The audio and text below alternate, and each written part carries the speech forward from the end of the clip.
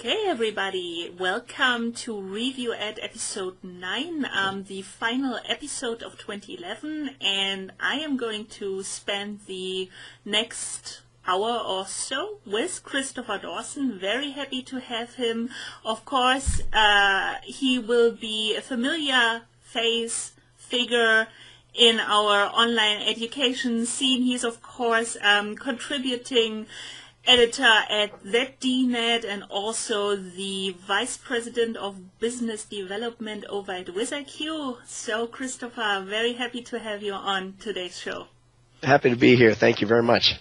So, the final show of this year, and of course, as it's somewhat a tradition, I think you as well have over the past at least days, maybe weeks, read everybody's posts of 2011, and well, I think we are going to follow this tradition a little bit and talk about our sort of trends, maybe things that changed or have changed within the last year, our big winners, losers as big well. Losers.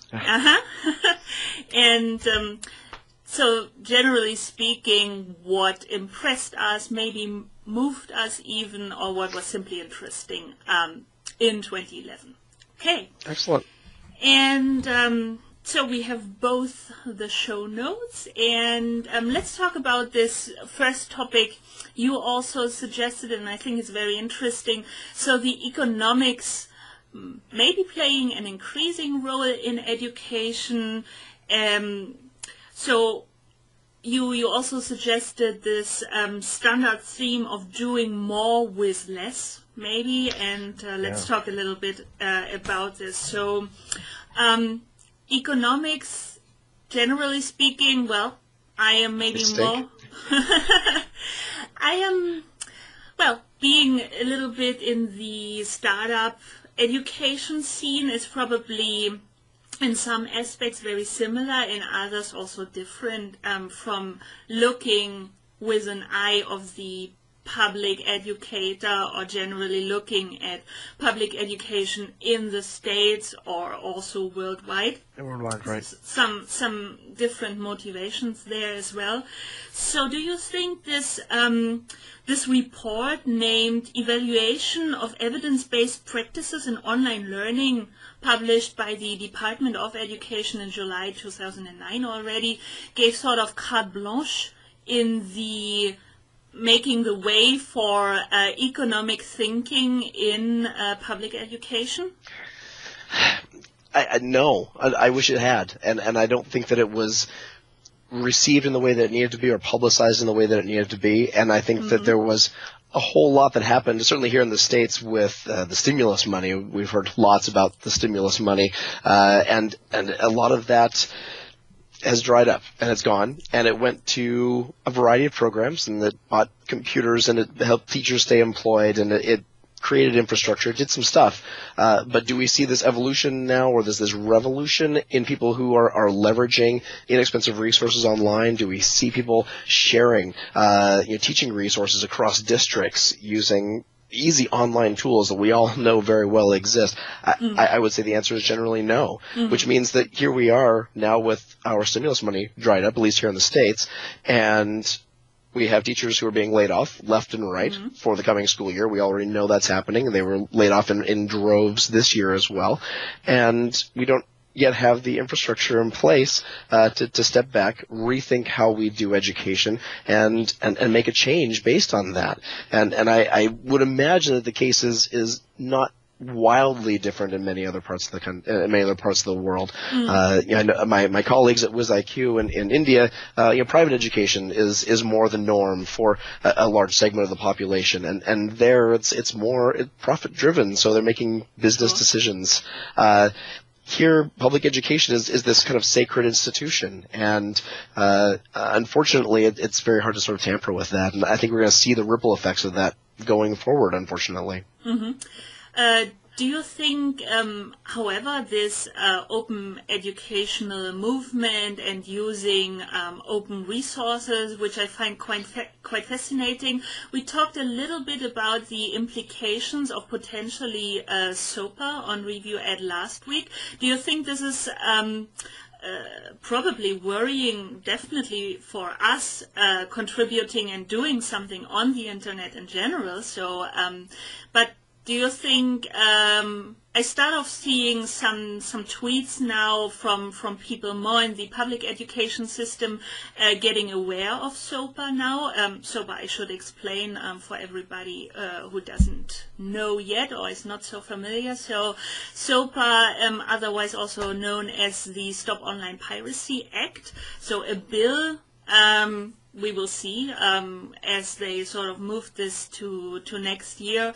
But basically a proposal to give copyright owners or the government the possibility, when they see infringing content on one of the other website, to basically take this website, if it's in the US, down without any notice prior to that, or if it's outside, so a site on a non-US server, let's say, to basically cut the connection to the states.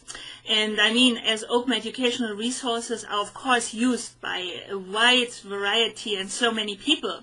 I mean, if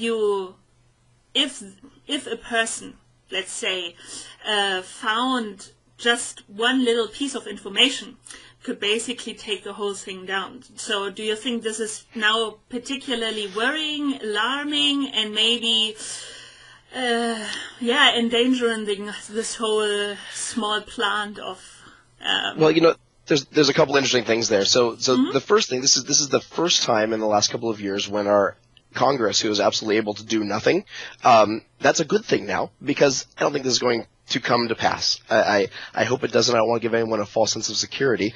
And please write to your congresspeople and complain and moan and cry, and because this has the potential to be hugely disruptive. I don't mean disruptive in the good sense where we talk about changing things, but disruptive in the sense where here we are kind of on the cusp of seeing some mainstream adoption of these open resources in public education, in private education, homeschooling, a variety of settings. And boom, all of a sudden, how easy is it to kind of step outside of fair use, or misinterpret fair use, or misinterpret, what copyright really means? It's very easy to make a slip up, and if that slip up causes widespread disruption to access to these resources, everybody suffers. And so I don't think it's going to happen. I'm not terribly alarmed, only because our Congress can't seem to do much of anything at all, good or bad.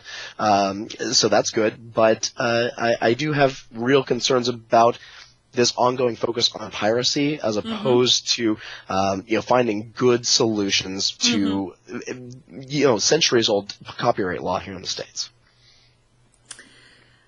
On the other hand, you already mentioned that in some countries, and I think in the States, it's becoming a question probably when going to college or university, then which university to pick. And I think private universities for a part of the population are, of course, an option if one can essentially afford it, yeah. Right. I mean, we can address it. So, and do you think then that sort of these institutions think, so for the money the parents or the students pay, we sort of have to provide them with the latest trends in technology, whether they are necessarily the best way to teach something, or simply technology for technology's sake? Because what I feel is that sometimes also in the tech community, so we have to move on, we have to use the next big app or newest smartphone, greatest, yeah, and sort of use this for a couple of weeks now, and so let's move on. So is this constant thing of we have to go on to the next thing? Whereas I think we could make good use, and also on a wide level, or for a good part of the population, using like simpler basic technologies, and what, for example, people in Africa do, explore on that, be creative, and try to get the most out of a basic technology, and therefore make the whole population benefit from it. Right, reach a certain baseline. I think that's a great point. So I've worked with Intel for a long time on their Classmate series and their learning series, and excuse me. At first, as being the big geek that I am, I kept waiting for them to advance these little classmates and to take them to the next level and have these, and they did. They made these incremental sorts of advancements, but overall the platform really remained very stable. And here we are seeing the rest of the PC industry kind of flying forward, and tablets and wonderful, cool toys. And they were very focused on developing a set of pedagogies around a tool that everybody could use, that could be gotten into hands inexpensively and gotten into a lot of hands, and people would know how to use them and make use of them. And it took me a while to realize, wait a minute. For myself, as consumer geek that I am, I can have all the toys I want. But when we're talking about educating millions of kids and having them use a platform of technology for creation and constructivist learning, that's a whole different ballgame. And I think Moodle is a great example of this. We have people who are out there creating great learning management systems, and we see lots of innovation in the space. Moodle just keeps making these steps, step after step after step, and they're evolving a platform. But it's stable, it's solid, a lot of people know how to use it, a lot of people know how to administer it, and it's familiar and safe and comfortable. And here we have a platform where we can encourage all sorts of collaboration without having to delve into this tool or that tool. We have a nice tool all in one, and it's moving forward, it's advancing a lot of things, but it's not as if it has to be on the bleeding edge. And so I think that actually I'm hoping that 2012, as we look to do more with less, we take a look at what already exists, what platforms are there. Now, how do we use them well? And I think it goes back to the same idea of pedagogy. I mean, how many teachers actually really understand how to use technology in the classroom? Technology being a very broad term, obviously, but it's so easy to kind of layer this veneer of tech on the same old. When in fact, if we have a solid platform of technology, then we can begin having really powerful conversations about how to now advance the state of the art in teaching as opposed to advancing the state of the art in tech. Because tech will run forward without us. But it's teaching and learning that have to change. So I think it's a great point you bring up. And with interest, I read your article on ZDNet, so of some of the trends that weren't. And I think that teachers somehow often feel the pressure that they are told, okay, now do something with technology. And as you said, is a very broad term. So what to focus on, what will really last, and all their students can simply use also in class. And I remember this year that particularly in the learning management space, sort of some startups came to me and told me, so they are taking on this like Blackboard being so the big maybe suppressive, gorilla, right? Yeah. So and so they all seem to come via this angle of we give it to teachers for free, and then they are going to adopt it, and then we get to mass adoption, and then a certain percentage of those schools or colleges are going to decide to actually pay for ours. Whereas you say Moodle is still in a very good position, and is already widely established within colleges. To grow. There's much to grow. And do you think those startups, new learning management systems, mostly at the time for free? And I sort of get it. So if you get offered something for free, you say, yeah, I give it a try. But somehow, as they are startups, usually funded, at one point they also need to make money. Maybe not at Modo, as they said, well, we will always be for free. So, but the majority of the others. So do you think there's enough room for everybody, or do you really think that it's Moodle and then for the others they will be random solutions for a small number of schools? You know, that's a very good question, and I think that 2012 will see a continued shakeout of the market. I mean, obviously Blackboard has helped shake out the market by acquiring competitors, so that shakes out the market right there. But we still see a lot of people who are saying, look, you know, Blackboard is not the be all to end all. It's a big, heavy, robust platform that works in a large enterprise setting.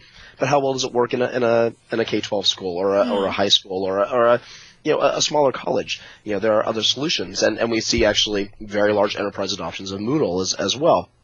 But there's also some of these other companies who are coming in saying, look, we have a different approach. And I think there is certainly room for that. That being said, you know, it still goes back to comfort levels. And you have to have your instructors very comfortable with the platform. And you have to have your teachers very comfortable with the platform. And your students very comfortable. And if we're launching into something that is kind of new and radical, the students will probably run along just fine with it. And you know, especially it's increasingly social and you get all these, you know, great buzzwords from the tech world, students won't have an issue. But when it comes down to it, it's the instructors who need to be driving the instruction with these tools. And so if it's, you know, too radical and too new, then it will be a niche. And that's okay. There's lots of niches in education that can be served nicely. But when it comes down to it, I do think we'll see this Moodle Blackboard battle going on. I think we're going to see some exodus from Blackboard. Blackboard's expensive. There are other alternatives. Sure. And there are other really good alternatives that have matured a lot. Moodle being one of them. But there are others, you know, Instructure, certainly. They have their Canvas LMS, which is, I think, kind of it's a nice example of what can be done if you kind of sort of start with a blank slate. And I should disclose that we, you know, WizIQ has a business relationship with Instructure, so I'm, you know, perhaps not speaking in a completely unbiased fashion, but I do think it gives an example of if you start from a state-of-the-art platform, working on Ruby on Rails and doing everything, you know, sort of taking a very modern approach, integrating lots of social hooks, things that the students are very comfortable with. They actually managed to do it in a way that teachers have felt pretty comfortable with too. And it can be as non-threatening as you want it to be, or as social as you want it to be. And I do think that has to be something that companies can address. They want to be widely successful outside, again, of these sort of niche markets. But I think we're going to see more developments in this space, most definitely. So talking a little bit about classroom technology in general, and well, we both had some of the big companies on our list.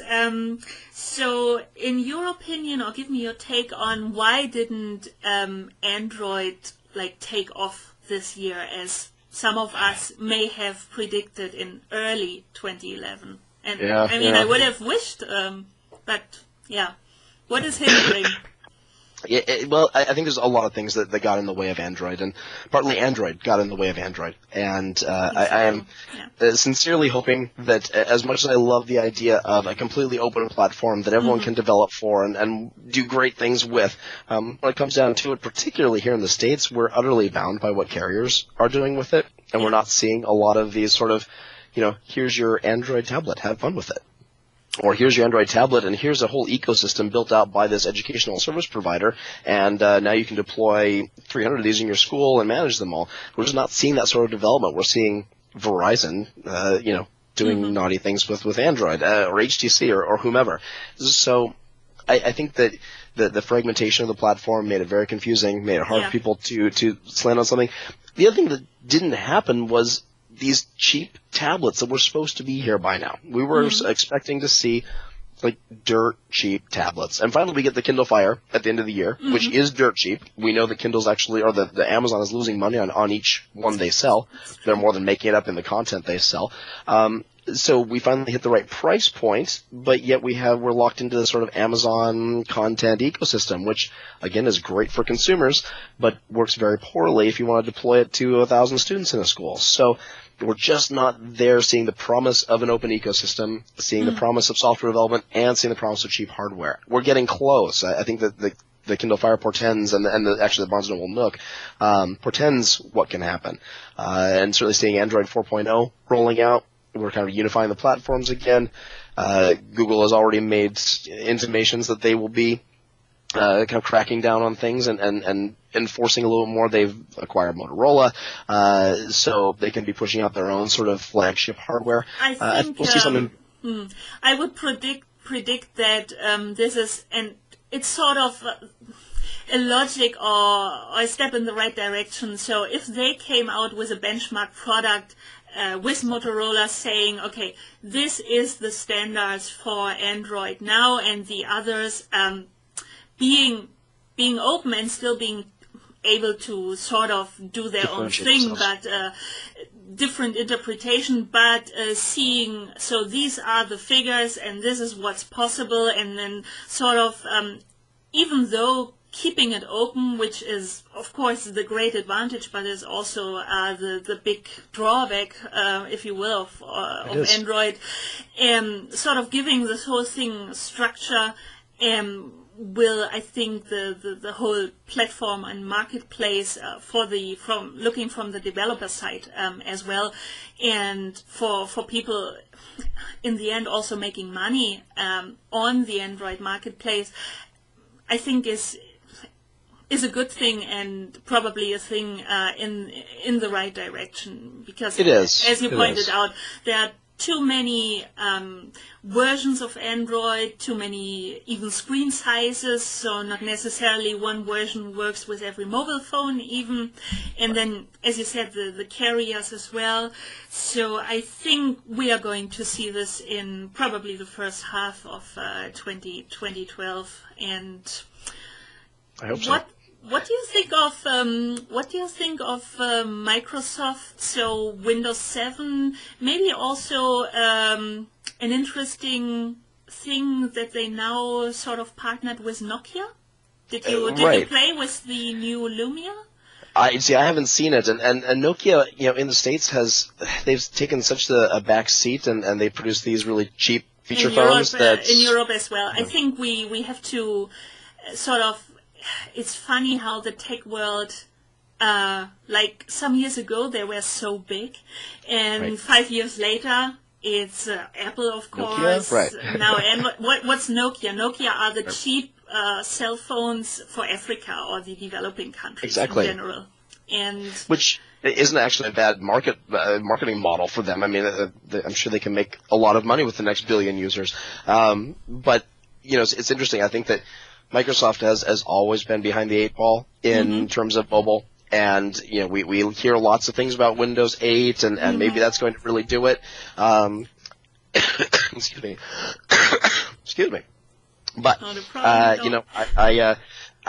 don't have a lot of faith in Windows Microsoft coming forward with, no matter who they partner with. I just think that this sort of Google, Apple, these juggernauts are not going to allow them to penetrate the market. And what's interesting is I've seen some amazing integrations between SharePoint and their live services and Windows 7 Phone, and when they're all deployed in an enterprise, they work brilliantly together. But it requires this entire ecosystem and a real lock into the ecosystem, which a lot of us kind of rail against. So, excuse me. Yeah, mobile phone 7. So it's probably more that they are competing with RIM, like sort of going down, and probably mobile phone 7 going up. And I mean, there's no doubt that Microsoft still has a long runway. It's the question whether they have the vision with Steve Ballmer there on top, probably being more the salesman, less the innovator, product person, of course. Yeah, we have to see. And yet you can't discount them as I mean, I put them kind of my list as both a winner and a loser this year. Yeah. I think they kind of rolled along, and yet how many schools have Windows 7 computers and Microsoft Office running in them, or Windows Server 2008 and running a remote desktop, and the thin clients, and certainly at my kids' high school, they're all Windows Server running remote desktop on a bunch of thin clients, and they still have huge market share, and they're still making boatloads of money, and they're still donating lots of money to educational causes, and the Gates Foundation does wonderful things. So we can't discount them, but we cannot count them out. Yeah. No, not at all. And but I do see them ultimately being relegated to more enterprisey and areas, and other people really jumping into the educational space. Yeah, probably. That's where Apple has been traditionally weak. So, which is, what is exactly their strengths. So, Right. Tablets. So, you mentioned finally Kindle Fire at an incredible price point. Still, depending whether you want the ads or take it without the ads, so still $120, I think, then it's still very good. Not to forget, we also saw this year the, what's it called, this Indian 35 Right, or now $50. $50 tablet that apparently sold out completely in India. And I mean, you have the Indian connection. Potentially something that will also come to the States and maybe to Europe? I don't see that happening. Mm-hmm. I know there's been lots of talk of that happening, but I must say I kind of have my doubts. There's some heavy subsidies that go into that price point right now, just as excuse me, just as Amazon has to subsidize the Kindle Fire to get it into hands cheaply. But, I think that it does, again, point to the fact that you can get a device in people's hands pretty easily, and you can scale manufacturing. This is a great proof of concept for India, for them to be able to say, look, we have, about 1 billion people here, and we need to be able to make sure they are all educated well and are able to access things. They have, an internet infrastructure there that is actually pretty darn impressive, and most of my colleagues have drastically better bandwidth than I do here in the States, it's there's something to be said for these government-sponsored initiatives, and as much as I like to consider myself a free market sort of guy, they were able to push this forward quickly, bring it to market quickly, and I think that it points more to a trend in the industry that, we're going to see these cheap tablets. They are coming. They will be great in education, and we'll get them in people's hands. That's what we're going to see. Do you generally see 2012 as the year of the tablet? Would you say preferably tablet or smartphone? Is it simply easier? Wow. I struggle with this question because, like I said, I've already admitted that I'm a big geek.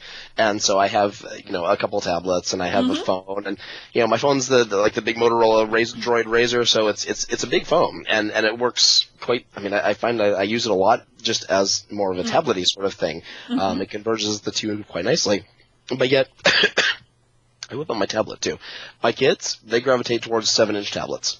I see it with their friends too. If there's something hanging around the house, and there's invariably bits of tech hanging around here, and invariably kids hanging around here, they grab a 7-inch tablet. And I think it's a nice form factor. Most kids they may have a smartphone if they're in affluent families or whatever, and they're increasingly having smartphones. But they tend to be iPhones, which are small, or they're something that's a little less expensive, and it's not going to give you the same experience. And really, in an educational setting, thumb typing is not going to cut it. And, you need to actually see something that's sitting on your desk. You need to be able to have an interactive textbook that you can flip pages on. So I do think it has the potential to be year of the tablet. I have yet to give up on a keyboard. And I there's lots of writers. I am not a writer on the iPad at all. So no. I think, at least for me, serious writing for me with the interactive keyboard is simply not possible. So I am also completely in physical keyboards, at least for maybe not for an occasional like email or something like this, but writing articles, I could see maybe 2012 for some people that those new Ultrabooks are going to be more interesting. Probably if you are in a setting where you can afford it, you will just use multiple devices and almost at the same time, and I think that's what the kids are also showing. For me, tablets are more a thing for consumption, rather than creation. which has always been Intel's position with their classmates, and so that's why they have their convertible classmate PC, and they've said, look, this is you still need to type. We want students to be writing and creating, and they need a keyboard to do that, and yet Intel just demoed a couple months ago the proof of concept for a tablet, because that's what the market is demanding. I think we're going to see a lot of tablet adoption, and I hate to say it, but I think we're going to see a lot of failed tablet adoption, because it is different, and it is hard to really create. You can do really cool things on a tablet, and you can do art rage, and you can do very creative things, and Adobe just released a suite of tablet apps which are brilliant. They're amazing, $10 a pop, and they're really cool. And so you can do this sort of creative kind of thing, but when it comes down to it, we need to be able to communicate well. And communicating well usually takes a written form or a presentation form, and you can't do an essay in art rage. You could, but it would be ugly. Or very pretty, but it wouldn't be very effective. So, there's going to be this sort of ongoing struggle, I think. I've long advocated the idea of tablet for, going between classes, taking handwritten notes, and then a desktop at home, because desktops are cheap and they're indestructible, and kids are mean to their computers. I'm mean to my computers. So, but that again assumes a certain level of financial capability. And somehow we have to find that device that is inexpensive enough and effective enough to serve every need, and to be the sort of this common denominator where people can have this baseline of tech and make use of it. Now, one thing I will say is that my kids have no trouble typing on a virtual keyboard, and maybe I'm just old. That's just us, I think. Then, yeah, it's absolutely. And my kids are also not professional writers, and so those of us who kind of make a living writing, that's a little bit different. But they sit down quite happily with an iPad or whatever and type away. So perhaps it's just an evolution of our skills. I'm also seeing lots of Bluetooth keyboards. So maybe as these really cheap tablets start to come onto the market, and aren't the really awful, junky ones that flooded the market earlier, maybe we'll see accompanying foldable keyboards. We did, what was that, 15 years ago with the PDAs, Palm, you could buy the foldable keyboard, which actually worked pretty well. Absolutely. Motorola has, some models like that. So there has to be some sort of hybrid approach, but the holy grail, of course, is that one device that is inexpensive enough that a lot of people can use.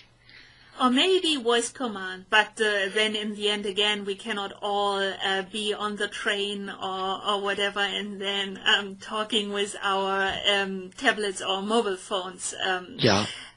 Maybe thought control, according to...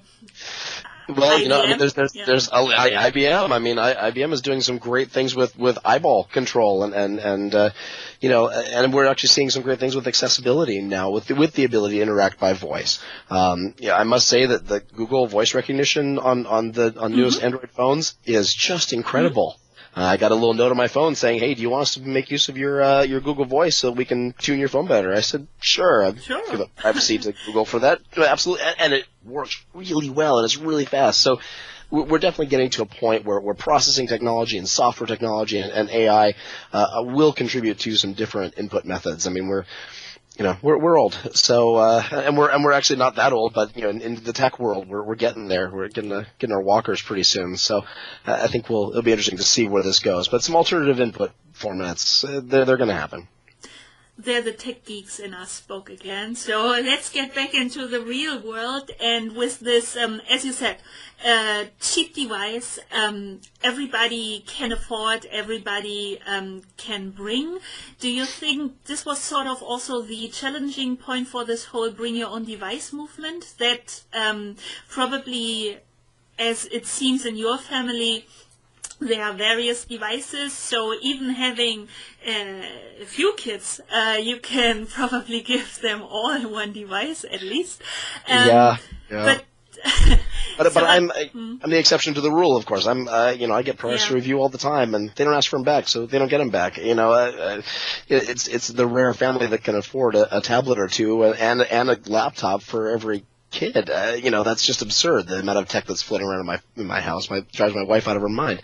But this idea that as devices become less expensive, as people are picking up consumer-oriented devices, which in general are less expensive, they need to be able to make use of them because schools can't afford to be doing this, these widespread deployments. And we see very wealthy schools, private schools, some very wealthy school districts that are able to do it, and they pull from tax dollars, and there's overrides and grants. But I think one great example of that not going very well, in fact, is there's the school district in Michigan recently that was highlighted by USA Today. They were all over the place, but yet not only was it a very expensive proposition for a town that was struggling financially anyway, as most towns in Michigan are, but it really ended up being a struggle for the students to manage the machines, a struggle for the teachers to integrate them well into classrooms. And in fact, so then here I'm getting to my point, the school didn't have the infrastructure to then deal with the tablets working at home, working at school. As it turns out, they did have the infrastructure. They just didn't realize it. They didn't realize the tech was even available to them. So, I think this is very often sort of the lacking or the problem, if you will. Yeah.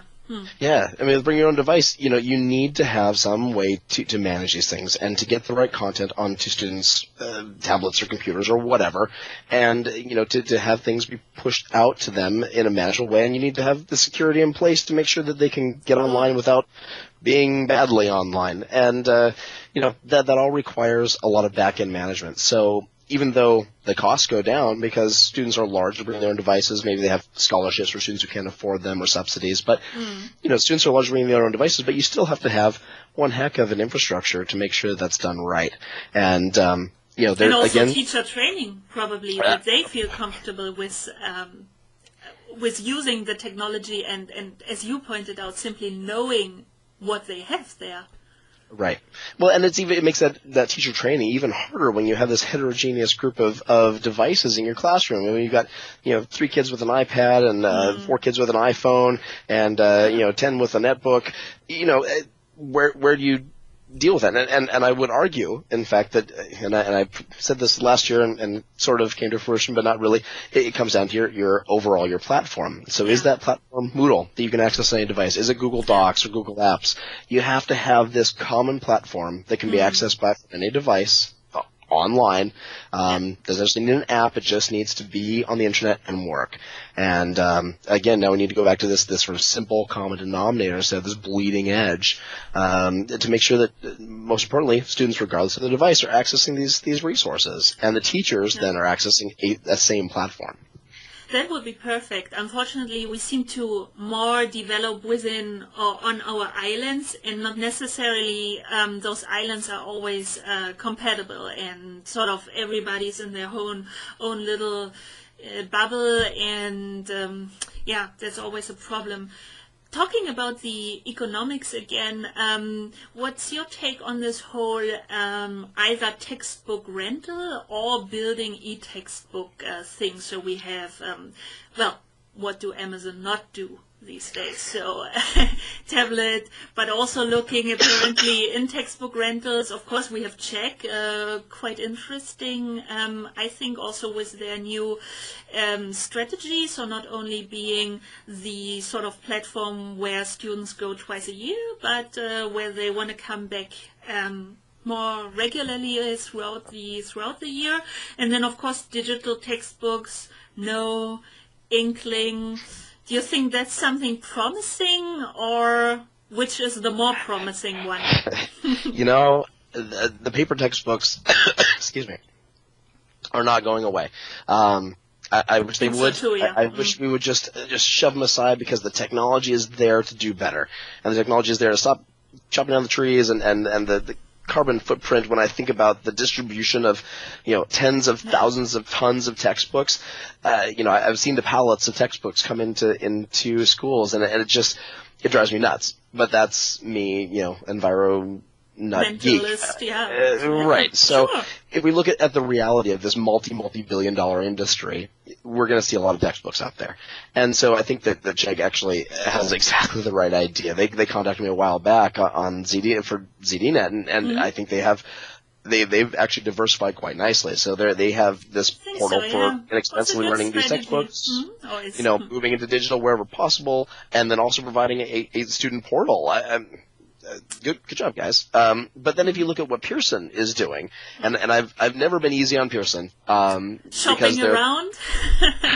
They're certainly shopping around, but I think what they are doing that's interesting, and again, they're this 800-pound gorilla, like the Microsoft of the tech or the textbook publishing industry. Yeah. But they're using that now to allow teachers to create custom textbooks. And those textbooks can incorporate open source. Those textbooks can incorporate proprietary information to which they will acquire the licenses. They can take their own Pearson textbooks and kind of chop them up so that you don't have a teacher or a professor asking a student to buy a $150 textbook for 3 chapters. It's that all of a sudden empowers the instructors to be the guides that they should be in this information age. So I've got to give them credit for that, and I think it's a different model, and I think we're going to see a lot of different models moving forward in the textbook industry. The rentals are going to be there. The electronic textbooks will be there. Unfortunately, I've yet to see, outside of Cengage with their Mind apps, any sort of reasonable attempts at a truly interactive textbook. We have a long ways to go there, and I am sorely disappointed by that, but it is what it is. But as we move more and more to not only electronic and online text, but customizable and customized text, I think there's going to be some real evolution in this market in 2012 because the technology is also there to display it nicely. I think sort of Inkling's problem maybe was really building something exciting and new was in the end scalability. Apparently their sort of adventure with the cookbook went off or took off very well. So do you think it would be possible, seeing how Czech evolves, that they are going to buy No in the near future? Well, that would be excuse me, that would make a lot of sense, actually. To me too, It would also make a lot of sense, actually, for Pearson to come along and snag something like that. And Pearson. I could imagine both. Actually, I feel sort of where I see that Pearson most gets it is in this textbook space, as you said, giving educators or being a traditional textbook publisher now looking more and more into the online solutions. I think they know what's going on in that space. And giving teachers the possibility for rather cheap, yes, to really customize their textbooks, what chapters they want to use, and also to modify these, I think is a clever sort of strategy, and also continue to binding educators and schools, of course, to Pearson, and not making them look in maybe different directions. I don't know about Pearson with the other acquisitions they made in 2011, if they really have yet the sort of vision what exactly to do. As I don't know, they seem to be the publisher. I don't know if they come from the product or engineering perspective and really seeing the potential in having a business online or being an online company, essentially. Well, I think you look at PowerSchool, their LMS or their SIS. I think that points directly to what you're saying. They took a product that was pretty innovative, and they kind of mainstreamed it, and it kind of worked, and it has a huge user base, but not a huge amount of user love. So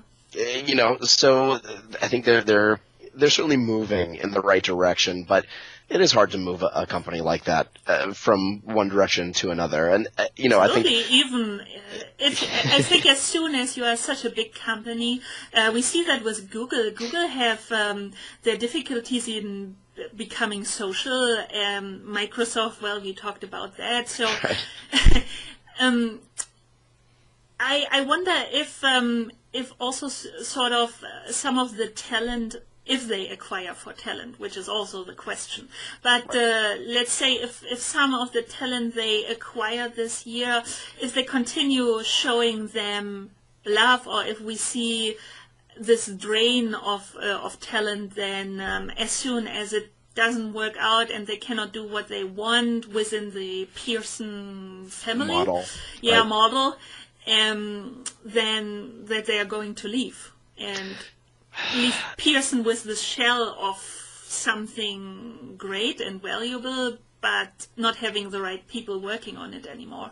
Exactly. You know, I've seen a number of companies try and start up basically a labs group, and you know, Google has actually done a pretty decent job of this, but essentially trying to bring that sort of startup engineering mentality to a big monolithic organization.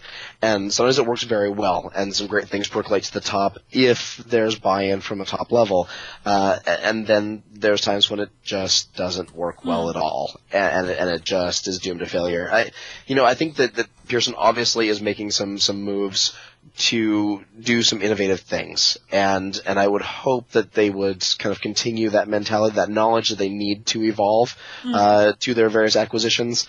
We'll see. You know, the LMS that they released through Google, the Google Apps Marketplace this year. You know, it was, when it first came out, of course, it was kind of branded the Pearson Google LMS, which, as we found out from Google, was found that out, definitely not so quite the much. case, right? But you know, it is actually a fairly nice, innovative, lightweight product. And so you have schools that are already using Google Apps, and there's, 14 million teachers and students using Google Apps for education. Now there's a lot of people who have access to an LMS that's, nicely hosted and sits out there, and it's not Blackboard, but, it works for the places that just need to have a platform. And, again, I think that's, despite their kind of PR gaffes, I think that was a really nice nod towards, being a company that can innovate on a variety of levels. So I got to hand a few props to Pearson this year. True. Some good things happened and some not so good, as always. Absolutely. Okay. We have to see, but I agree with you. We have to see where really sort of the majority of their actions are heading into, and then saying, okay, it's generally the right direction. Right. Yeah. Right. We'll see. Okay. And so some of our losers, talking about acquisitions, that was maybe not sad to see, but sort of DimDim got acquired as a virtual classroom and then shut down. So in general, and I mean probably you are not, maybe you are objective, we can say so, but you have your opinion, and rightfully so, about virtual classrooms.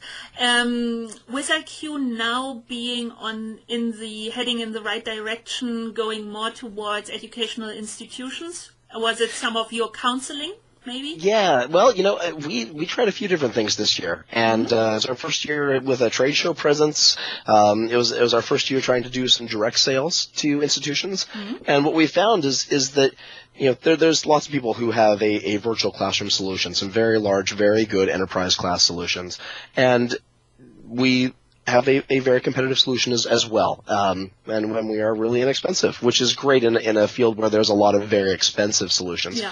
But, I think that briefly we lost a bit of focus on the large groups of sort of grassroots people who want to use a tool to teach students. And whether that is an 8th grade teacher who has, a couple of students who are sick and homebound and wants to reach them, or the school that wants to start doing lesson capture, or the entire university wants to do, something, much larger in terms of distance education, I think we realized that there are a number of markets to be served very well. And so we've actually refocused ourselves and are really looking forward to providing our services as widely and broadly as possible, and continuing to serve that individual tutor who helps someone prepare for the SATs just as well as we serve a major university. And we've seen university adoptions, and we've seen a lot of adoptions at kind of the long tail of education as well. But I must say I'm very happy with our direction going forward into 2012, and I'm very happy with the product that we have rolling out. I mean, this January is really when we're seeing this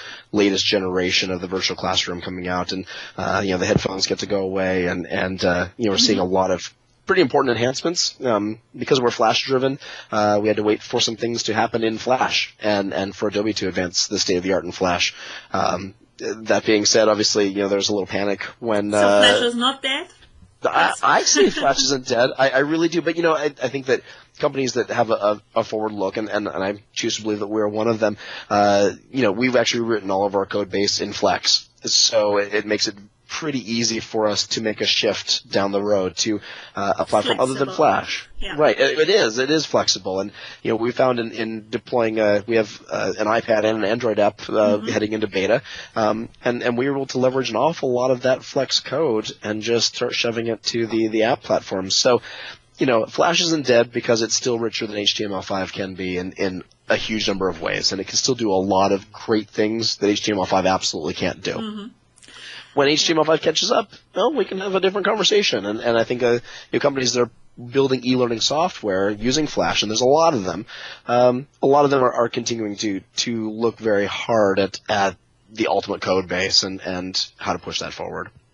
Yeah, so probably for virtual classrooms, it was maybe taking a little longer than people had anticipated before, that you now really have to go and accept that it's not something that is going to happen mid-term. So short-term, we now know that it's not the case, but that you really have to think long tail and having this big vision of what you want to change and how to integrate the virtual classroom systems in a way that makes sense for both, as you said, individual instructors as well as some of the educational institutions then.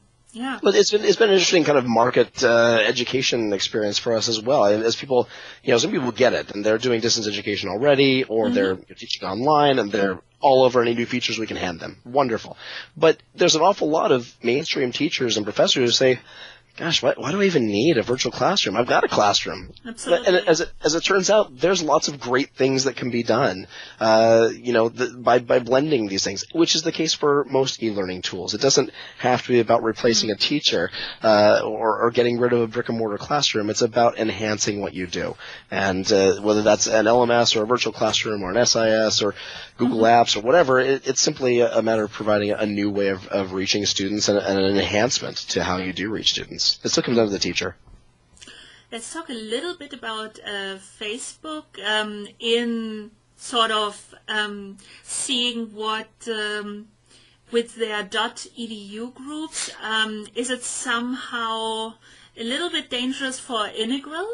Or, and also on the other hand, will Facebook become so mainstream that as sort of we as individuals, at least many of us, have given up, as we are simply on Facebook and,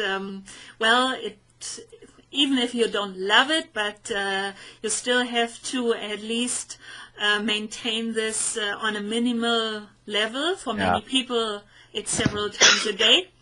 And do you think this will sooner or later also happen to educational institutions, that they sort of, maybe not completely, but sort of have to accept it and open themselves towards Facebook? Facebook has become kind of like a cell phone. You may not love it. You may prefer to have a face-to-face conversation or whatever, but you kind of have to have it. And I do agree. Certainly on a personal level, it's just kind of necessary for communication. I at least have to keep track of what my kids are doing. So, I agree. But I think that schools are slowly beginning to understand they need to meet kids where they are. And, when you've got 32 kids in your class, it becomes very difficult to connect with every single one of them. But at the very least, if you make those couple connections outside, or you're able to provide some assistance to students or to parents or to families outside of schools, that's a powerful thing. And it's really hard to argue with the ability to interact and interact outside learning day. If students forget their assignments, which invariably they do, or they forget their homework, or you want to do a flipped classroom thing, what better place to grab your students than on Facebook? And I know that the parents balk at this. I know that school administrators balk at this. I fought the fight myself as a school administrator, but when it comes down to it, they're there. Their parents are there. Their grandparents are probably there. And the entire community surrounding a brick-and-mortar school is there. If you ignore that, then you're ignoring probably your major channel of communication. And all too often, the breakdown of communication between schools and parents and students and teachers, that's the root of so many problems. So yeah, I think that it's time. I think that some of the landmark court cases in the U.S., Missouri, certainly point to the fact that not only is the government saying, okay, this is a de facto form of communication, but also teachers are asking. We have teachers' unions now asking to be able to connect with their kids, and that's a big step forward in a country where the teachers' unions have not always been at the forefront of educational advancement. For them to be actually asking for this, in a relatively strong union state, I have to applaud it. And I do think that Facebook has done some things that are actually quite valuable in terms of being able to make connections in a really safe sort of way. Being able to interact on a page as opposed to having to friend everybody, and being able to still insert that layer of safety. And I think that's a very reasonable thing. It's a little bit communication is what some of those SMS text message services now try to ease the communication between school, teacher, parents, and students. But we have to see, in the end, it comes back to the economics again, as those services at the moment, they take the cost for every text message. And even though I think text messages are not so expensive, but it depends if teachers are, or the schools will essentially then be willing to engage and make a contract and somehow give their teachers a budget for those text messages. And I don't know, it's probably not realistic to ask the parents to pay for the service then again, but maybe an idea to make use of a relatively simple and widely adopted technology, and making use for education of it. I think what was it? The 3,800 average text messages sent and received a month by students. I mean, that's a really big number. So we know that the vast majority have unlimited texting plans. And 90% of mobile phone adoption, I mean, worldwide. That's not only us in the developed countries. So, yeah, but in developing countries, exactly. And still, even in this country, the acknowledgement, obviously, Android is great, iPhone's great, but we still have a lot of people accessing the internet now more, and especially in urban areas or economically depressed areas. They're more likely to access the internet through a feature phone than they are through a computer at their house. Yeah. So, we have to be co-opting these technologies, and if we don't, we're sacrificing a way to reach our students. And that's when it comes down to it, we need to be connected with them in both a personal and an academic way, or it's just not going to work. Other people, companies who impressed you? We still have we haven't talked about the Khan Academy, of course. So maybe University of the People going into the open education movement, but of course, sort of Khan being the big name probably of 2011, and also with the grants of the Gates Foundation. I mean, we shouldn't forget that he has been doing this for how long? 3 years at least, and He's just exploded this year in terms of attention, and I think didn't he make him an Oprah this year or something? I don't know. I mean, obviously the media attention has shifted, and all of a sudden it's kind of sexy to be doing open education. Who'da thunk it? But I do have to hand it to him, because if you just look at the content that's there, it's just accessible and usable, and it makes sense. And I think one of the shifts that has happened this year is that teachers are feeling less threatened by it. It's another resource. It's not some guy trying to do their job. It's not to replace them, yeah. No, it's another way of explaining things. I'm a math teacher by trade, and it turns out that some 90% of people who fall into the math teaching profession are reading-oriented and writing-oriented people. So we as math teachers have a tendency to write everything down and put everything up on a board, and have these vast boards filled with stuff and formulas. And then, unfortunately, only 10% of our students actually are also reading-oriented. So you have to bring in resources that cater to different learning styles and that resonate with students differently, or that reinforce concepts. I wish that when I'd actually been in the classroom, I would have had Khan Academy available. As well as I used MIT OpenCourseWare a lot for an intro physics class I taught, because you know what? There were great things that this professor at MIT could do.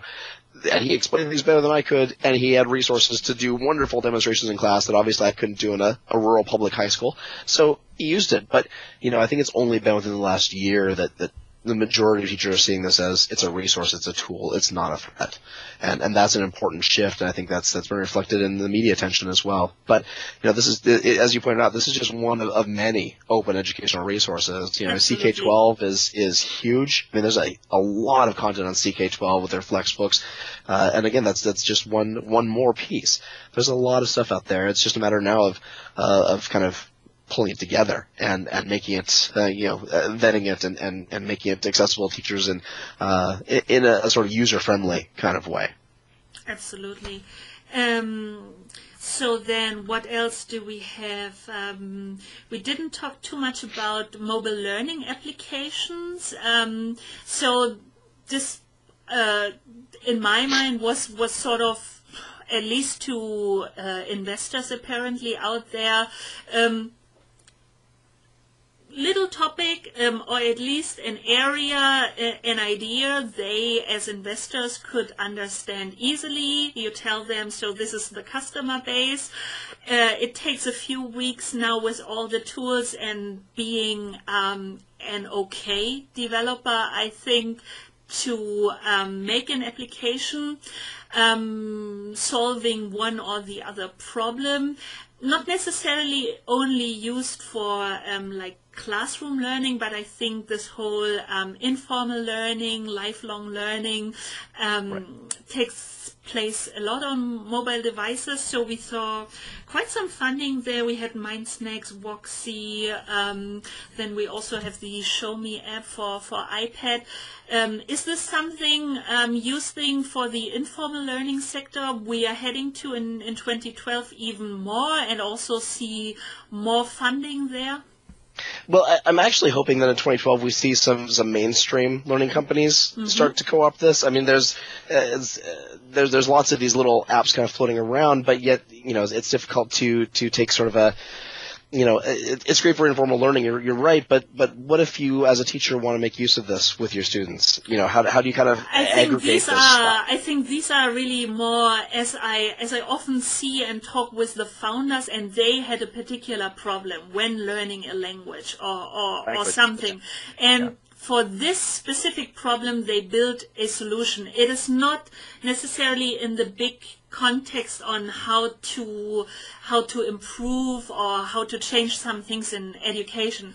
I see it more, it's often their first business and profitable business relatively easily, more like a buddy business, but it doesn't mean that they are going to stay in education. So it is probably more the business person, or maybe also engineer, product guy, but it doesn't mean that their next product will be in education as well. So whereas I think you're right, we see the trend, and it would be good if some, I don't want to say it in a negative way, but really education companies come and sort of follow this as it seems to work for students. You said that far better than I could have, and that's exactly what I was driving at, is that, so they solve a problem, or they have a cool product, or they're able to drill on language, or these flashcards that do cool things, or adaptive learning even. They've got the technologies there, but oftentimes they don't have necessarily the pedagogy or the understanding of education to then do something that is more meaningful than perhaps it could be, or more meaningful in a broader sense. So I do hope that we see that sort of a model. And again, I think that Cengage, I'd have to also call out, I'm writing a book for Cengage, so Just disclosure there, but I think with their mind apps, because they are cross-platform, they're kind of getting at this sort of idea well. But I would love to see some more sort of data-driven, pedagogy-driven apps coming along. One area where I do a fair amount of research is in autism, and if you just Google autism apps, you get a gajillion of them, and yet a tiny fraction are actually driven by any sort of research or any sort of actual understanding of autism. They just, hey, this seems like it might be good for autistic kids. Let's do it. And then they make money off of it. And, I think in particular, certainly in India, I know that, when autism is something that is just beginning to come into the mainstream and be discussed, it's there, but it isn't discussed as widely, and people aren't as knowledgeable about it as they are here in the States or in the developed world. So they're grabbing onto kind of any solution they can find, even if they don't have any sort of root in treatment of autism. So have a source of vetted and educationally sound, research-driven apps, whether it's in autism or elsewhere, that I think is going to be the holy grail. I would love to see an app store for education that has educators actually running it, and able to pull these things together and say, no, these 10 apps dealing with literacy really do get at the stages of literacy in young childhood. That would be a brilliant thing. You can have a look at a company called Kindertown. So although they are now only built on iOS, so only going Apple at the moment, but they are trying, I think, to do this a little bit, at least for the preschool age, so let's say 3 to 6 years old, but curating and also, evaluating available educational apps depending on or based on really pedagogic standards. Right. So, Oh, I will definitely check that out. That's great. Thank you. And I think that's this idea of curation, really is a pretty important thing. That's that is becoming increasingly a role that teachers need to take on, and schools need to take on, because there's so much out there. How do you sort it all out? Well, that's part of the teacher's job now. And let's say, as a closing statement, where do you see it going in terms of how do we best prepare our kids or our students for the 21st century skills? I mean, when I saw your question, I thought of, that's hard. I cannot even predict the next decade. But what do you think? Is it essentially more going as now it's all about STEM, but I am sure in 20 years we will say, okay, sort of STEM is good, but now we are lacking arts and literature again, and it's all going in big cycles, I think. But do you think 21st century literate kids, they need to know about programming and sort of getting the bigger picture, having a good STEM education, but then with this education actually being able to develop their own ideas, what they want, and simply code it. Make it happen. Right. Well, that's I think that's a great way to wrap this up. So I had a conversation maybe a month ago with a guy named Jim Venades, and he works for HP, and he has this great job of just like finding great technology around the web and seeing how it can apply to education, and just being this really evangelist for educational technology. And he said that as he's spoken with people, he realizes that STEM, excuse me, really it should be like a 15-letter acronym, because there's so much else that needs to funnel into this idea of a rounded education in the idea of these literate, technologically literate people who can go forward and do good things. And we already know that there's lots of tools out there that kind of isolate the actual programming nitty-gritty from what we do and can create. So the idea of needing to have computer programmers cranked out like crazy, it doesn't make a lot of sense. But the idea of being able to think algorithmically, to be able to think through problems, think really critically, and not just think critically by yourself, but think critically with other people, and be able to evaluate information and data and synthesize, and do that definitely not in a vacuum, but do that with your peers and your coworkers. Yeah. And peers and coworkers who may very well not speak your same language, have different, and I mean that both literally and figuratively, people who have different backgrounds as well as completely different cultures. I think that's the true 21st century skills. In 2001 we were talking about, making sure everyone knew how to use a word processor, and could type. Now we've gone a long ways beyond that, and here we are, over a tenth of the way into the 21st century, and I think it's becoming abundantly clear that this is about collaboration, but collaboration in really smart ways, being able to innovate together. It's no longer good enough to be that lone inventor. And the lone inventors who sort of drove forward the Industrial Revolution, that wouldn't be an effective strategy today. And to drive forward the next revolution, it's going to take collaborative inventors, and that's where we need to be headed. So, Chris, where can people find your work online? So just Googling ZDNet Education gets you there, or education.zdnet.com. I'm contributing quite a bit to the WizIQ blog now, too, so it's just wiziq.com/blog, and that's a pretty easy one. And more, I'm going to hopefully be getting my New Year's resolution is to be doing a lot more of my own writing, so hopefully that'll be on 6geeks.net, so just the number 6, geeks, and .net. We'll see if that comes together. We're working on it, but it's a resolution. Yeah, I definitely look forward to that. And, thanks so much for taking the time and, giving us an hour to talk, which is, of course, not enough, but I think we touched at least on some of the points important to us. And, I hope our listeners and viewers enjoyed that as well, as much as I did talking to pleasure. You. It was a great pleasure, and then Happy New Year. Same to you. Enjoy. Thank you.